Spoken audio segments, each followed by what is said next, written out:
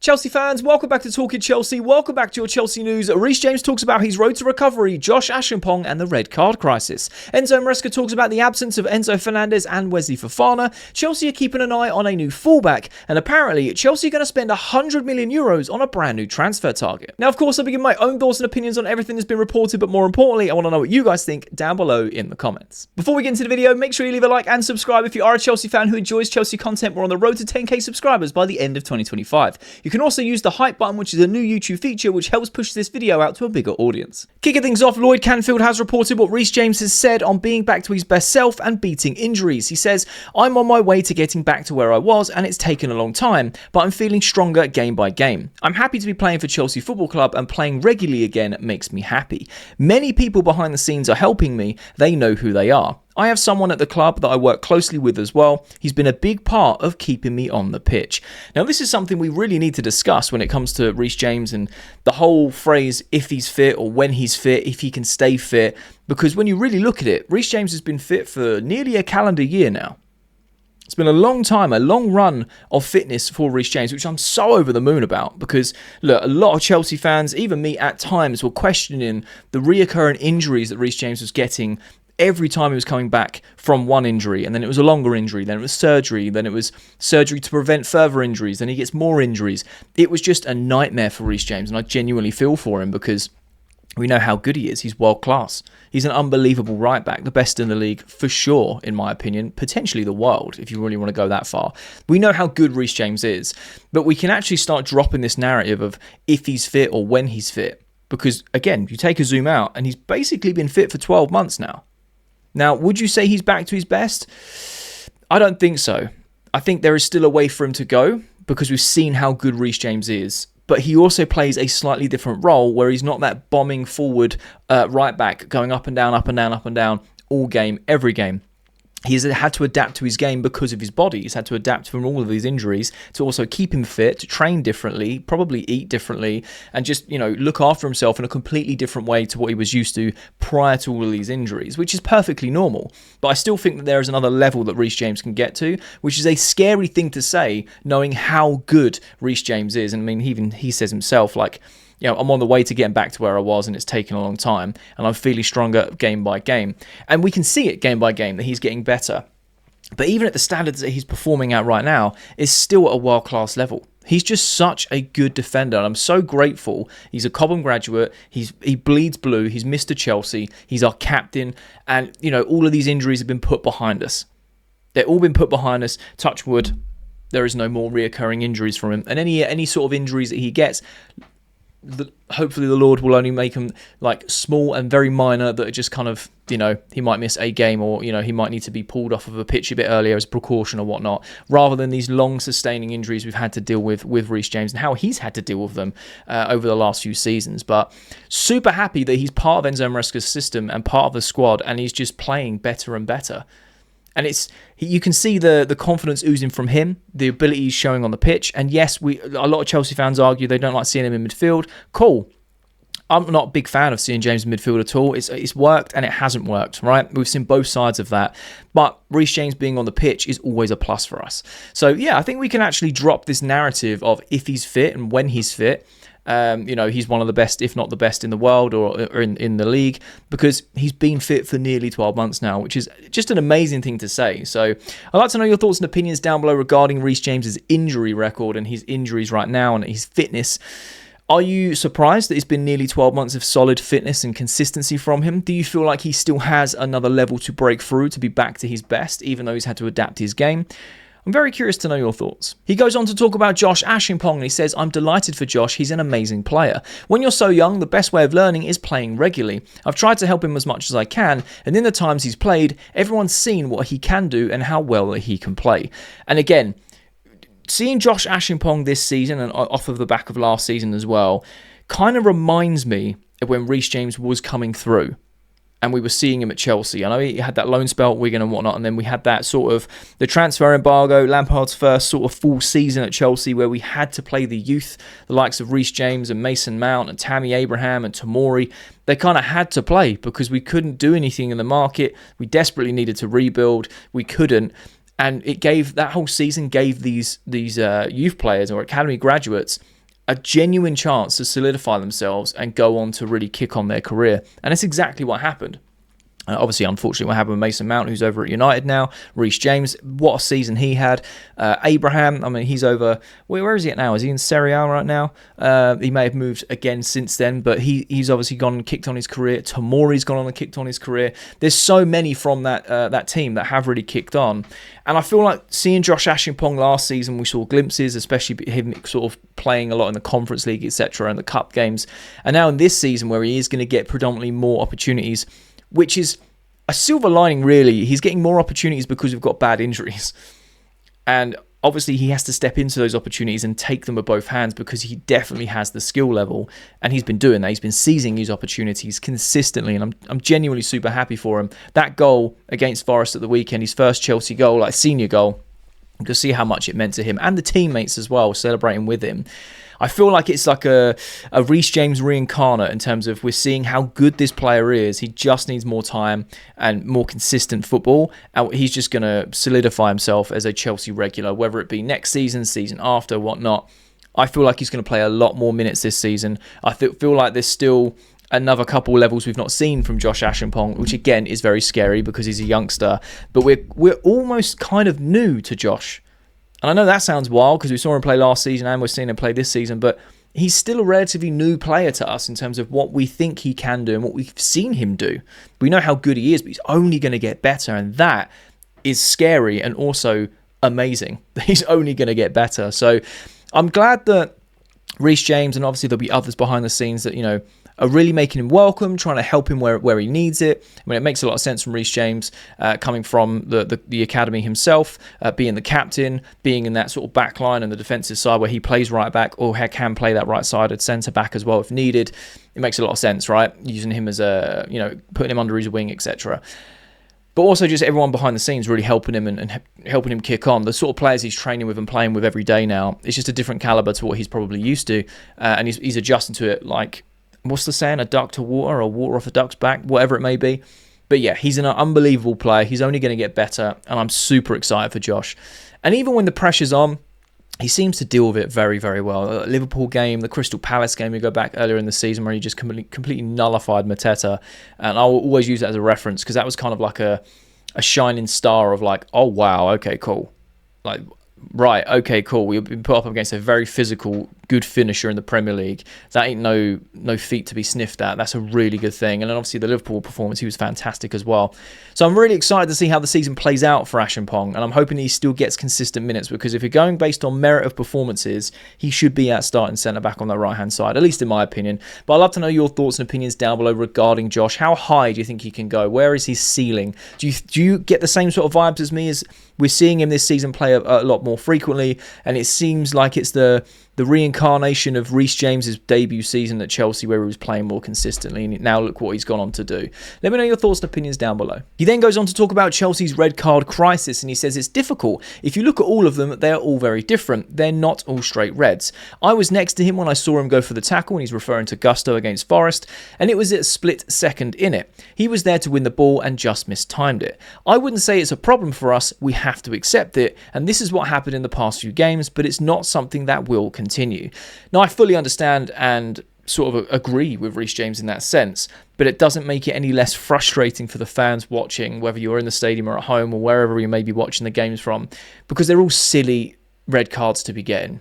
Like, there clearly is some sort of discipline issue or commitment issues in terms of the players making these silly fouls. Maybe it's like an overspill of wanting to win the ball back, of having this sort of dog mentality of like, we need the ball back, we need to push forward, we need to either get the result or see the game out, whatever it may be in terms of the situation of the game. And maybe it's overspilling, so they're making silly challenges which realistically they shouldn't be doing, or just, like James said, a split second, just kind of, whoa, hang on, let's see where this goes. Because when you look at the Gusto challenge specifically, I think he had a shock at that game, just in general. It's not to throw shade at him, it's called a spade a spade. Like, he had a shocking game, right? And that second challenge made no sense whatsoever. I believe, if I remember offhand, the player was going away from goal. So it wasn't even an attacking goal, and then Gusto's gone in and just mistimed it completely. Or it might have been from the side. I can't quite remember off the top of my head. All I know is a silly challenge to make. Silly challenge, 87th minute, 3-0 up. Just didn't need to make it. So, look, I get it. And I understand what Reece is saying, because if you do look at the red cards, they all look very different. The João Pedro red card, where it was a high boot. Again, silly thing to do, but you kind of get it. Like, he's just trying to win the ball. And the reaction of the player kind of sold that second yellow. So the ref was put in a position where he had to make that call, and it was obviously going to be a second yellow for him. Again, dying embers of the game. The Manchester United game, it was just miscommunication, and Sanchez just with poor decision making in terms of coming out and taking out the player rather than just letting him go past him and being 1-0 down and staying 11v11. Chalobah, silly challenge to make, when it's the last player or last man sort of challenge. You just stack them up. They're just silly individual errors, and they are all very different in terms of how they've made and what they've come about. But I do think there's a little bit of a problem with the red cards, because what is it now, like 6 in 7 games or something like that, 5 in 6? It's something ludicrous. We're bottom of the fair play table. You'll never sing that. But yeah, I do think it needs addressing. I'm hoping that Chelsea really sort this issue out, because I didn't see any way or reason to get a red card against Forest. The way that game was going, we were controlling it. It wasn't really a naughty physical game in that sense. In terms of like challenges flying in and people being booked left, right and centre. And it just came out of, again, a silly mistake from Gusto. So hopefully the next game we can keep 11 men on the pitch for the entirety of the game, not even get Maresca sent off, because even managers are getting sent off, which is wild. But hey, who knows? Maybe this is Chelsea's thing this year. Maybe we go break another record of the most red cards in a season throughout the club in terms of managers and players, and still winning certain games. I don't know. But all I'm saying is I feel like we have a little bit of a problem. It needs to be worked on. We shouldn't be making these silly challenges. We've got to stop getting red cards, in my opinion, because it will come back to bite us later in the season. The discipline issues. We're having the similar things with the amount of yellow cards you get across the season. In certain games you get suspended, then it gets wiped, etc. But with the amount of injuries we've got, the amount of red cards we're getting, we're just not, we're shooting ourselves in the foot, really, aren't we? So hopefully it stops soon. But I do agree with Reece James. When you look at them all, they're not all straight reds. I feel like some of them have been, you've seen them given, you've seen them not given. But ultimately, they're just silly individual mistakes. But I'd love to know your thoughts and opinions down below. Do Chelsea have a discipline problem? Do we have an issue of just getting straight red or red cards? Do you feel like it will sort itself out, or is this something that needs to be addressed on the training pitch? Bobby Vincent has reported what Enzo Maresca says on Enzo Fernandez and Fofana's absences, and he says, Enzo has a small problem, but we are not able to say if he's available for Ajax. Wes is just a way to try and protect him. I really like Wes, and he's going to play games. He will be available for Ajax. With Wes, with Romeo, with Reece, we need to do what we have done with Reece. Now, Reece is playing 3 games a week. He is fit. He is good. We need to do the same with Wes and Romeo. I would love to have them 3 on the pitch every game, but it's not possible. Now, I totally agree with this. And I will always say that Enzo Maresca has done a fantastic job of man management in terms of injuries. Now, we know that Romeo Lavia, a stiff breeze, will injure him for 6 weeks. So there's only so much that Enzo could do, and that's why he's only ever played 45 minutes or at a push 60 minutes or 70 minutes. And you think, he might make the full 90, because he's really wrapping him in bubble wrap and he's consistently getting these little injuries. Now, I'm hoping that he has the same pathway as Reece James, where it eventually just stops, or he adjusts his game slightly so he isn't getting so many little injuries that stack up over time, or a big injury that keeps him out for a long period of time, because Romeo Lavia is an absolute baller when he is fit. And I hate that phrase, when he is fit. I really hate it, because Chelsea had so many injury problems over the last few seasons.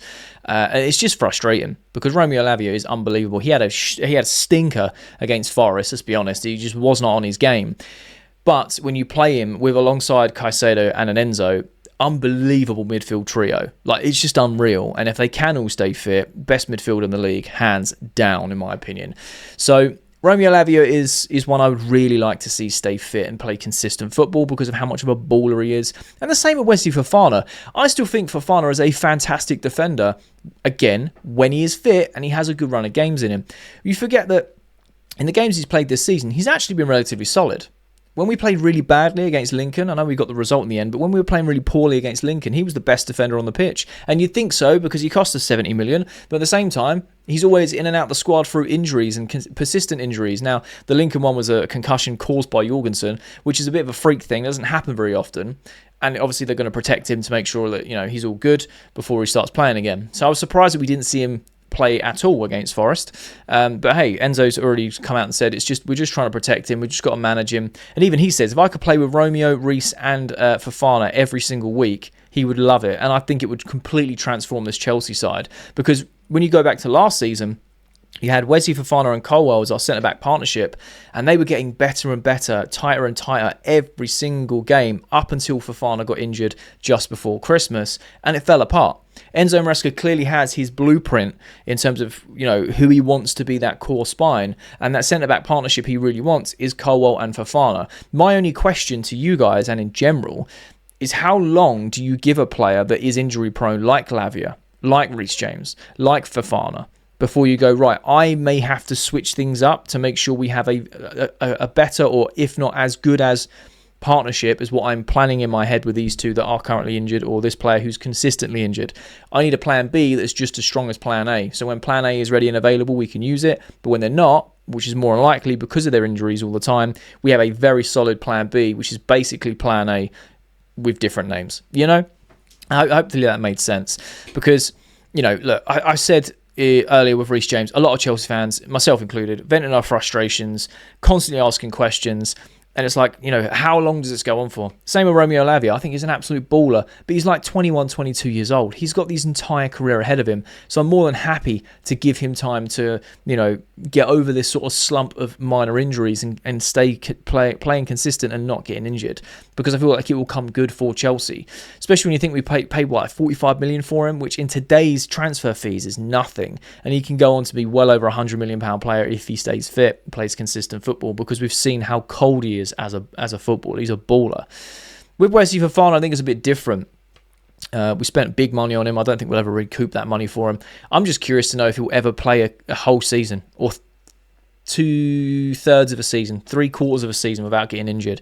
If he can do that consistently, then he is an unbelievable centre-back, and he'll shore up that back line. His recovery pace is fantastic. He's great on the ball. He can drive the ball forward, carry the ball forward into midfield.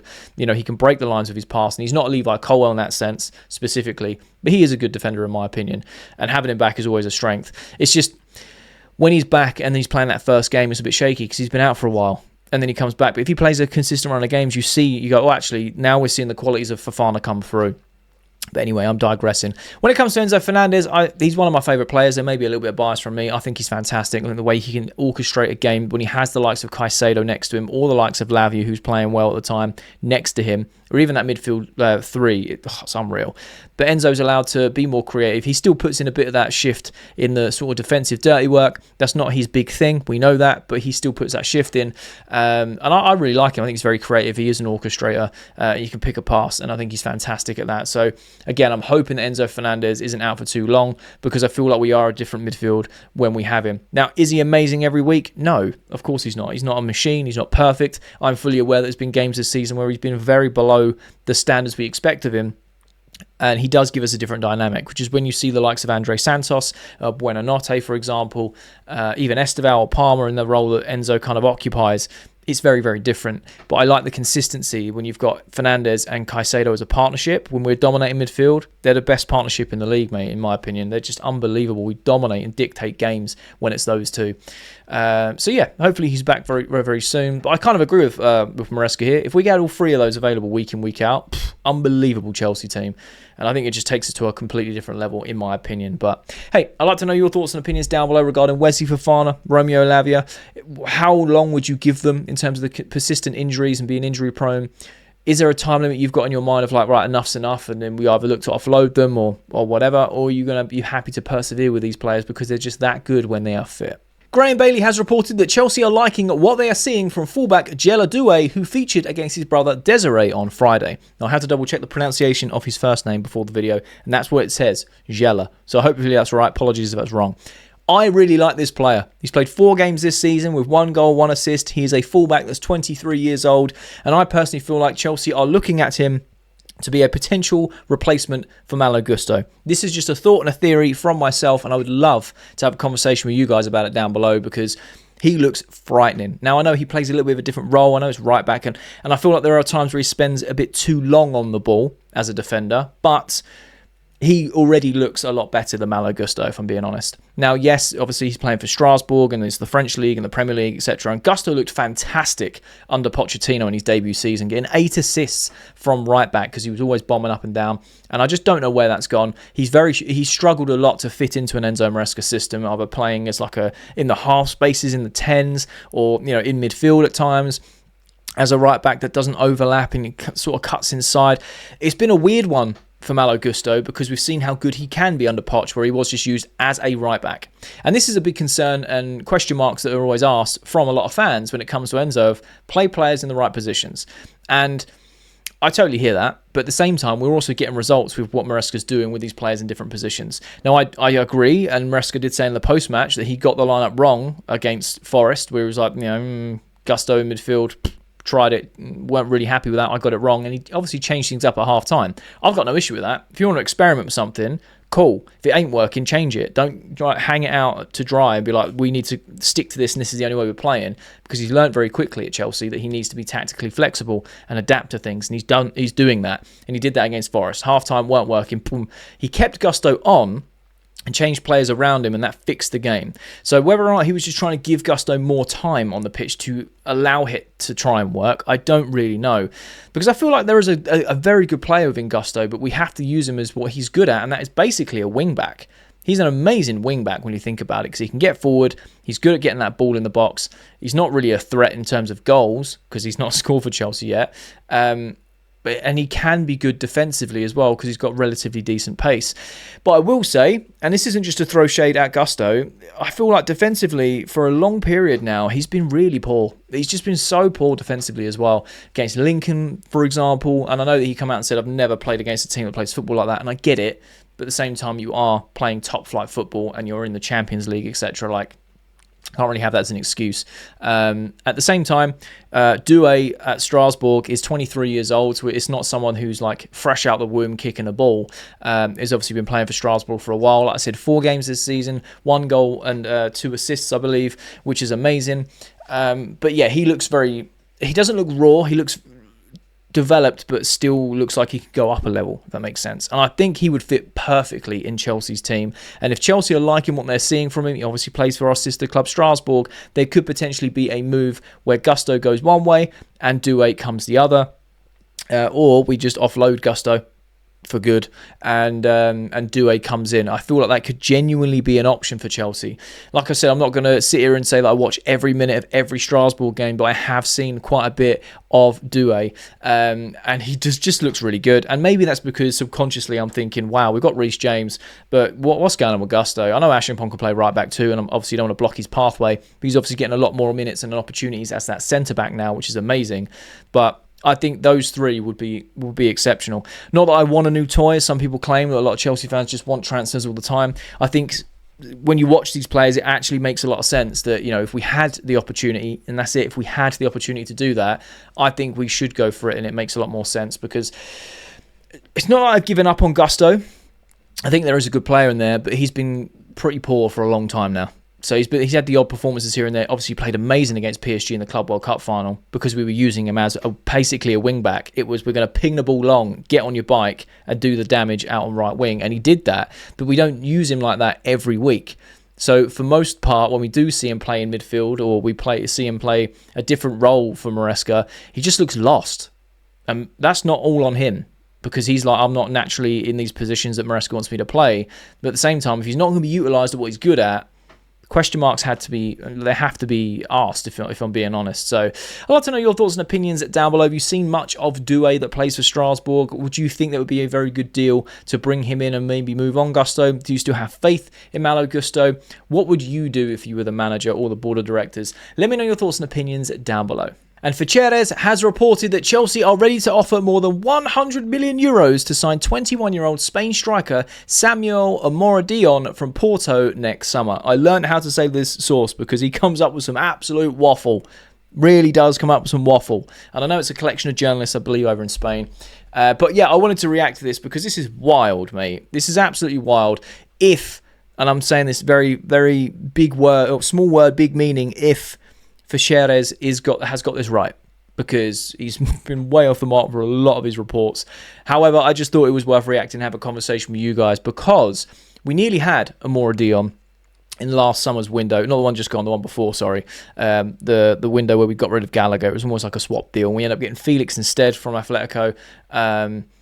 Amora Dion, we were willing to spend an outrageous amount of money for him, and he failed his medical, but then made that move, I think, to Porto that summer, and he had a very good season.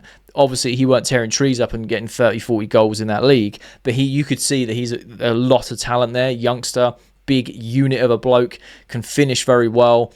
And yeah, he doesn't look like, he still needs to develop, but he doesn't look as rough around the edges as I think we all first thought. Because when we were thinking of spending like, what was it, 60 to 80 million on him, we were just going, who is this kid? That's a lot of money for, at the time, a 20-year-old that no one's really heard of. He had a very good season at Porto.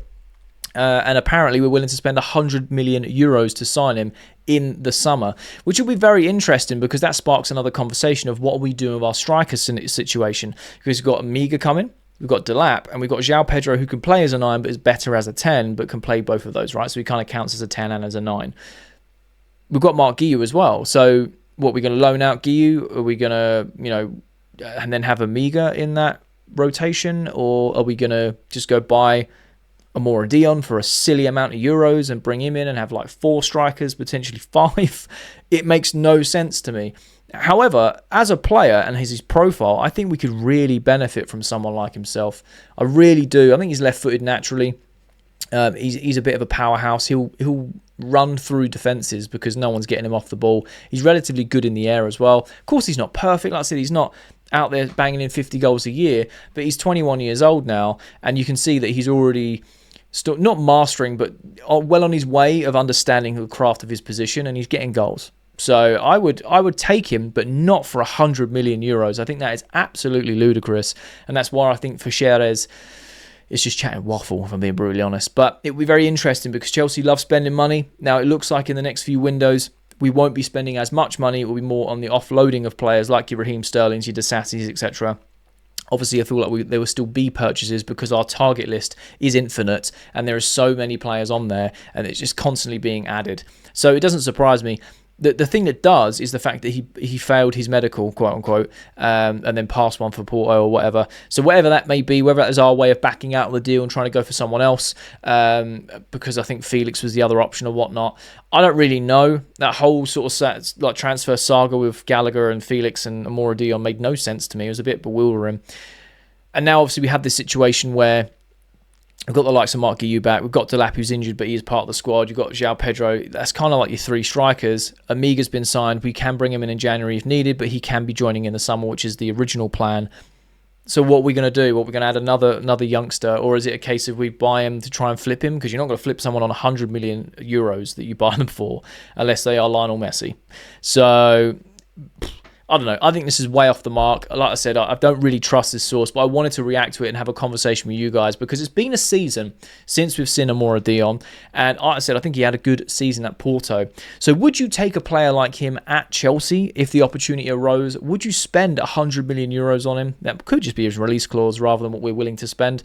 I'm very curious to know your thoughts regarding Amora Dion. I think he could improve the squad. I think he can go on and be a world beater, but I just don't see that price tag making any sense, and logistics of the squad as it is right now, again, doesn't make any sense. And that's the latest Chelsea news. Let me know your thoughts and opinions on everything that's been reported down below in the comment section. I love having a conversation with you guys. And if you have watched this video all the way to the end, firstly, you're a real one, and I mean that, you're a real one. But secondly, there'll be a thumbnail appears on the screen. So if you are a Chelsea fan who enjoys Chelsea content, make sure you click that thumbnail because you'll enjoy that video too.